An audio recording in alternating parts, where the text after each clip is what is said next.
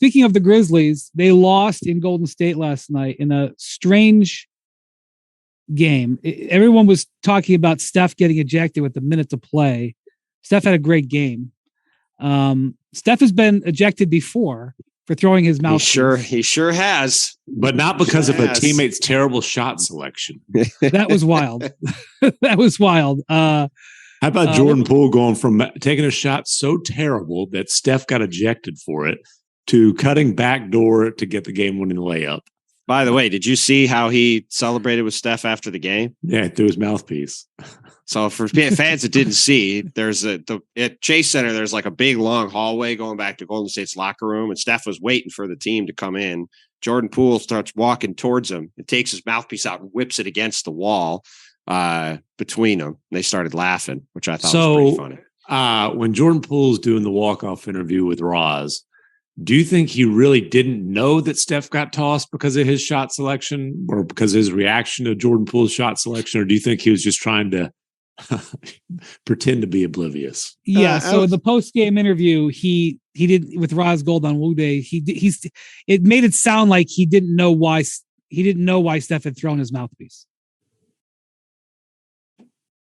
I mean, he might not have at the time. I didn't find out about any of this till later. I was actually leaving the game with Friedel last night, and I got the alert that, Jordan Poole hits a game-winning layup and the Warriors win. I was like, okay, I watched that play. I was like, all right, it's interesting. And then I woke up this morning and I started catching up. I was like, holy cow, this is a wild sequence. Also, like the ref, come on, man. Like, dude, don't toss the guy there. I can't. I'm not doing that. Like, it's a very clear rule. You can't whip your mouthpiece. Like, you just can't do that. There's been a number of guys thrown out this year automatically because they it's not. I'm not trying to. I don't want Steph to get thrown out of the game with a minute to go either. But like, just don't spike your mouthpiece into the crowd or into the stands or whatever. Like, you can't do that. Well, then pass him the ball. That of course happened in Game 6 of the game was already decided. It happened in Game 6 of the 2016 finals. Steph was having a miserable game. Well, he might have been about to foul out. But he threw his mouthpiece and he got ejected. So, but yeah, Jordan Poole took a 28-footer with 12 seconds left on the shot clock, with Steph standing 5 feet to his left, asking for the ball, clapping for the ball, not just asking, demanding the ball. Yes, in a night when he was having a good night. Which, by the way, I don't know if it would have mattered, but one of the things that happened in this game. So Steven Adams is out for a month with an injury, and Jaren Jackson Jr., who I would hope, knowing that Steven Adams is out for a month, would maybe get him to try to reduce his fouls, because Grizzlies don't have many weaknesses. They got a lot going for them, and Jaren Jackson's leading the league in blocks, but he is leading the league in fouls. He just fouls and his fouls minutes are only in the mid-20s, and those two things are directly related. Well, yes and no. I think his fouling is a huge problem. Chris Harrington, our guy from the Daily Memphian, he did a big thing. I was reading about it this morning. He did a big breakdown of Jaren's minutes and fouls, and his contention, which I tend to agree with, is Memphis is very conservative with minutes. They play a heavy rotation. They play a bunch of guys. I'm not sure Jaren Jackson will be playing more minutes right now, whether he was averaging 3 fouls a game or 5 fouls a game. I think he'd probably still be in the played more last night. Well, my point, what I'm saying is, I think this is a problem down the road. Like, I don't know if he's necessarily playing more minutes than the 28 he played last night, or maybe he gets to 30 last night. I don't know if he's played in 30 in a game yet this year, but they're going to need him when it matters. I don't think so. Man. He's not. He hasn't played a ton of minutes. I think he's. But they. I think that's they're going to cap. Might be. I know his minutes are sitting in the mid to high 20s, but they're going to need him to play in the mid to high 30s in the playoffs, and he's got to be better with his fouls then. That's the only pushback I was having. Look, it was an out of bounds play, and Dante DiVincenzo threw a great pass back to a back cut. It may not have mattered. Rough play from Zaire Williams there. Zaire Williams fell asleep. He didn't. Jackson's played over 30 minutes 5 times this year. Okay. Yeah. Bontemps. Zaire Williams, I'm sure, was more worried about Jordan 34 times, 33-minute once. So. Okay. Anyway, Zaire Williams fell asleep on a back cut. It happens. I'm not sure that if Steven Adams or Jaren Jackson were in the game that it would have mattered because it was sort of direct play. But not having a basket. What about if Danny Green's in the game? Okay, well, not having a basket defender is an issue for Memphis right now. They've lost 4 in a row. They're on a 5-game West Coast trip. Ja missed one of the games with an ankle injury. Post game, not surprising. The Grizzlies are maybe the most confident team in the league, except outside the Warriors, but they certainly talk like they're the most confident team in the league. And so, of course, they shrug their shoulders and say, no big deal. But it is worth pointing out that this team that's been, the only team they were worried about in the West was who'd they say? Nobody. The only team they're worried about in the league is Boston. Oh, Boston. They're fine in the West. Remember, they're just fine in the West. Right. That was it. I knew there was one team that he said they were just fine with, or they were not just fine with. But go ahead. I was going to say, if they're going to be fine in the West, they better get the number 1 seed because they're 20-3 at home, best home record in the league. They're 3 games under 500 on the road. So home court advantage matters. And to get home court advantage, they might have to mix in the occasional road win, which they've yet to do with 1 game remaining on a 5-game road trip. Well, and by the way, the other thing that's interesting too, you mentioned Steven Adams being out. I really like Brandon Clark in the starting lineup for them. I think this could be their go-to lineup in the playoffs when things really matter. They could switch a lot more with that lineup. You have Jaren then playing the 5.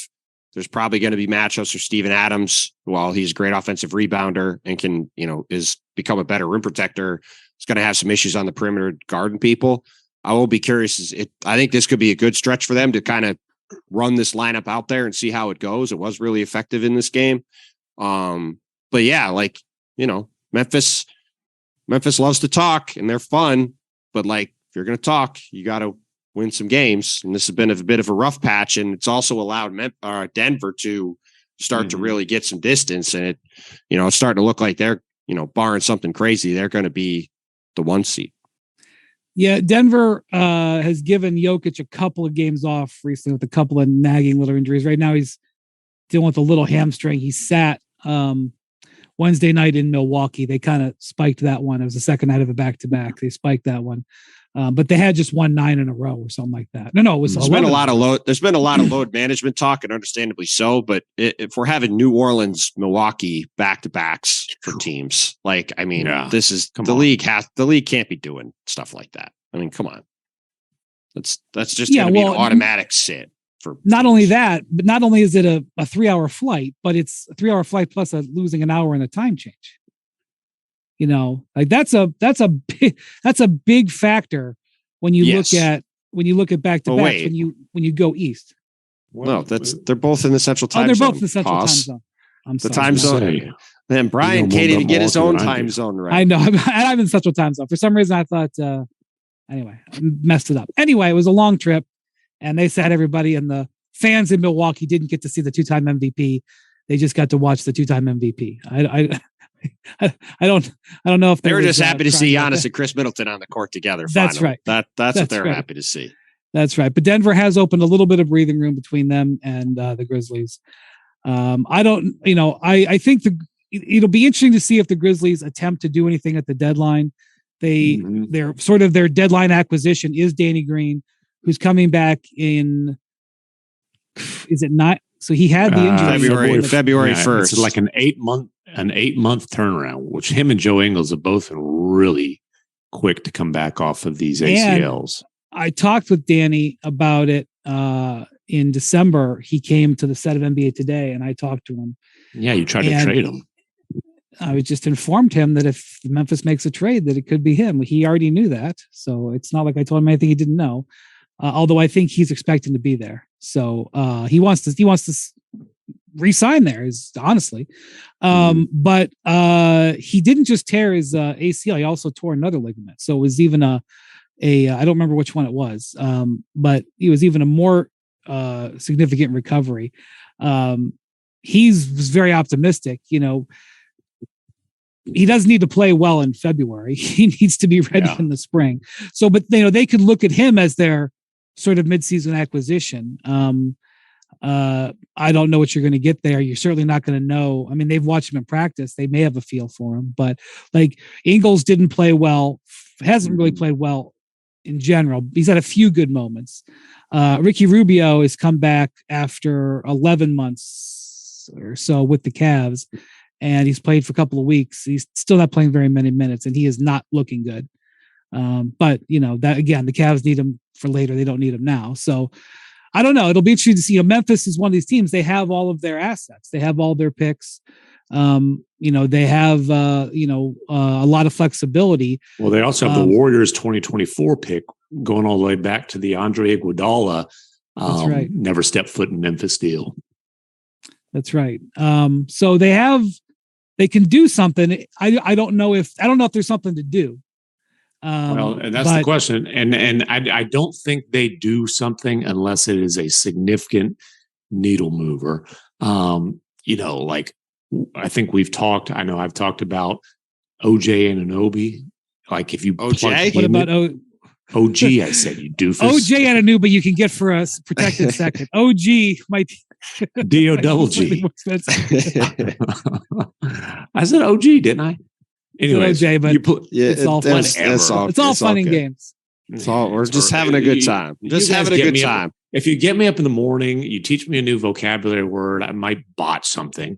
Anyways, you plug a guy like that in, I think that's something that they'd have to look at. Of course, if OG is on the block, then the bidding will probably get pretty steep.